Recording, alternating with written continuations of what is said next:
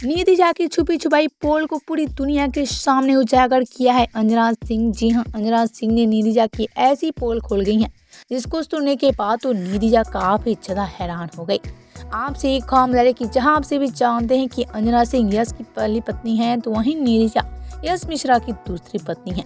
लेकिन नितिजा की काफी बड़ी पोल खुल गई है अंजना सिंह।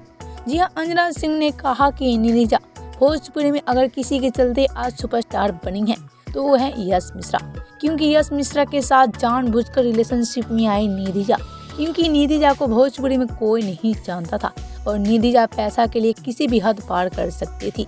नितिजा पैसा लेकर यश मिश्रा के साथ रिलेशनशिप में आई और ऐसे में नितिजा जब से यश मिश्रा के साथ रिलेशनशिप में आई उसके बाद से मेरा घर बर्बाद होने लगा और आज मैं जिस मुकाम पर हूँ वो है नितिजा की वजह, क्योंकि नितिजा अगर यश मिश्रा के लाइफ में नहीं आई होती तो मैं भी आज यश मिश्रा के साथ होती।